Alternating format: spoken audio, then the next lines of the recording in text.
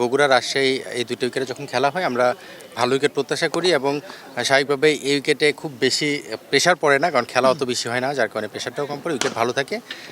আমরাও এখানে যে উইকেটটাই খেলবো সেই উইকেটটাও যথেষ্ট ভালো আমার কাছে মনে হয়েছে, যথেষ্ট প্রিপেয়ার করা হয়েছে এবং এই টুর্নামেন্টটাকে তারা যেন রানের খেলা হয় সেভাবে চিন্তা করেই উইকেটটা প্রস্তুত করেছে এবং আমার ভালো লেগেছে উইকেটটা। বলছেন ট্রু স্পোর্টিং উইকেট হতে যাচ্ছে। হোপফুলি মানে যেখানে বলার ব্যাটার দুজনের জন্যই চ্যালেঞ্জ থাকবে, ব্যাটসম্যানদের জন্য চ্যালেঞ্জ থাকবে কীভাবে বড় রান করতে হয়, ঠিক একইভাবে বলারদের চ্যালেঞ্জটা থাকবে কীভাবে বড় রানকে আটকানো যায়। সো বলারদের এক্সপেরিমেন্টাল বা এক্সপিরিয়েন্স যে ম্যাটার করে সেটা এখানে শো করতে হবে তার ভেরিয়েশন এবং তার এক্সপার্টিস দিয়ে। হানান ভাই, টিমটা গোছানোর জন্য খুব অল্প সময় পেয়েছেন, সবাই একসাথে হওয়ার পর আসলে জেলাপটা কেমন হচ্ছে?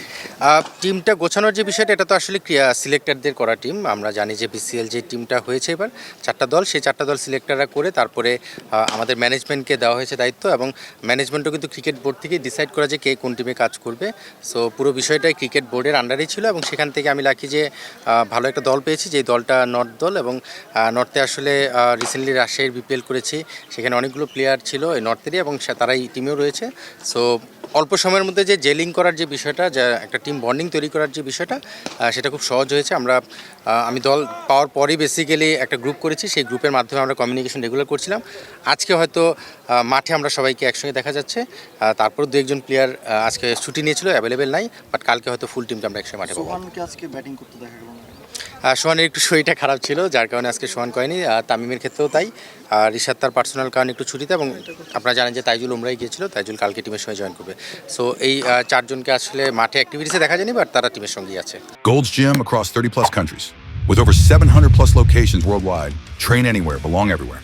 বেশি ফেস করতে হয়নি, ভালো সময়ের মধ্যে দিয়ে যাচ্ছে, বাট নিশ্চিতভাবেই প্লেয়ারদের যেমন ভালো খারাপ সময় আসে, আমি কোচ হিসেবেও সেটাও আসবে, বাট এখন পর্যন্ত সময়টা ভালোই যাচ্ছে। এবং এই দলটাও আপনি যদি দেখেন, আপনারা বলছেন যে অনেকটা ন্যাশনাল টিমের ছায়া, বাট বিষয়টা হচ্ছে যে নর্থের প্লেয়ার কিন্তু আপনি যদি দেখেন একমাত্র শেখ মাহেদী বাদে কিন্তু সবাই নর্থেরই প্লেয়ার, রাজশাহী রংপুরের প্লেয়ার। সো এটা আসলে কোনো কন্ট্রোলে নেই ছিল না যে ভালো টিম করা বা ন্যাশনাল টিম করা। শেখ মাহেদীকেও এখানে সিলেক্টররা কোনো চিন্তাভাবনা থেকেই হয়তো এই দলের সঙ্গে ইনক্লুড করেছেন।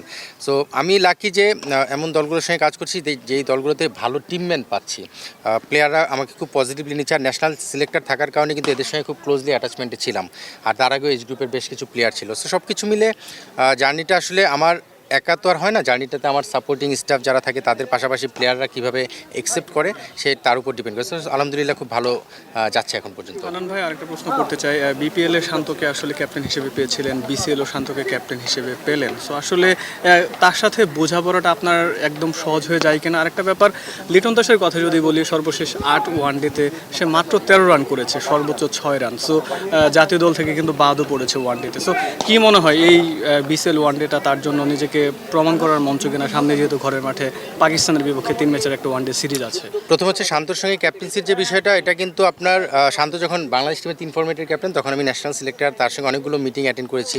আমি এটা অনেকবার বলেছি, তার আগে মিনিস্টার রাজশাহী যখন হয়েছিল তখন শান্ত ক্যাপ্টেন ছিলাম, টিম ম্যানেজার, টিম করার ক্ষেত্রে একটা ভূমিকা রেখেছিলাম, ক্যাপ্টেন্সি দেওয়ার ক্ষেত্রেও। তারপরে আবহানিতে করেছি, কোচিং এসে আবহানিতে তাকে পেয়েছি, বিপিএলে পেয়েছি, এবার আবার বিসিএলে পাচ্ছি।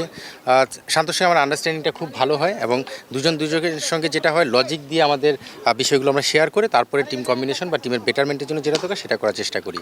লিটনের যে বিষয়টা, একটা প্লেয়ার যখন অফ ফর্মে থাকে তখন তাকে ফিরে আসার জন্য একটু সময় দিতে হয়।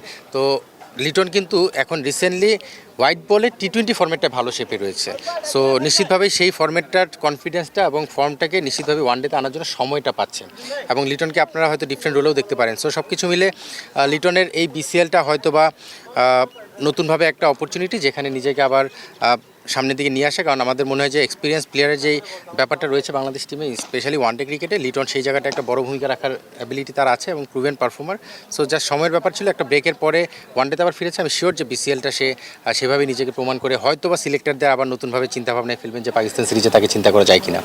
হানান ভাই, এই দলটাতে ন্যাশনাল টিমের বেশ কজন ক্রিকেটার আছে, ম্যাক্সিমাম প্লেয়ার যারা ব্যাটিং অর্ডার ওয়াইজ যদি আপনি দেখেন, ম্যাচটা খেললেই তখন দেখতে পারেন বাংলাদেশের যে পজিশনে প্লেয়াররা খেলেন, অনেকগুলো প্লেয়ার এই দলে খেলছে।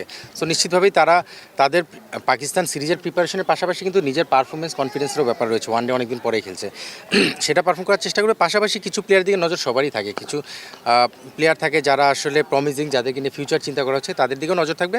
বাট আমি শিওর যে যারাই আছে এখানে ন্যাশনাল টিমের বেশ কিছু প্লেয়ার, তাদের দিকে নজর থাকবে। আমি আসলে আলাদা করে কারো নাম মেনশন করতে চাই না, কারণ প্রতিটা প্লেয়ার জানে যে আমি তাদেরকে কতটা পছন্দ করি এবং তাদের কাছে কীভাবে প্রত্যাশা করি, এবং আমি শিওর যে তারা প্রতিটা প্লেয়ার যার যার জায়গা থেকে সিচুয়েশন অনুযায়ী নিজের কন্ট্রিবিউটটা করার চেষ্টা করবে। শেষ একটা প্রশ্ন করতে চাই, আসলে বাংলাদেশ জাতীয় দলে একজন পিওর অলরাউন্ডারের অভাবটা কিন্তু বহুদিনের। সাকিব আল হাসান নাই, ওহিন কিন্তু রাজশাহীতেও খেলেছে, সে যেভাবে বোলিংটা করে থাকে ব্যাটিংয়েও কিন্তু শেষের দিকে ছোট ছোট ক্যামিও খেলতে পারে। সো কী মনে হয় তার মধ্যে সাকিব আল হাসানের ছায়া দেখতে পান কিনা, বা কী মনে হয় তাকে দিয়ে সম্ভব কিনা একটা অলরাউন্ডারের অভাব দূর করা?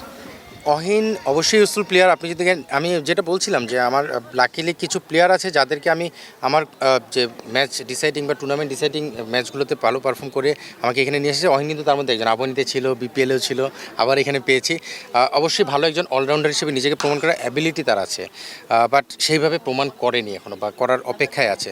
সো আমি চেষ্টা করছি যখনই তাকে পাচ্ছি সেই জায়গাটায় আমার মনে হয় যে তার অ্যাবিলিটিটা শো করার সময়, এবং বিসিএলটা তার জন্য একটা চমৎকার মঞ্চ, যেখানে যদি অপরচুনিটি আসে সেই জায়গাটা সে প্রমাণ করবে।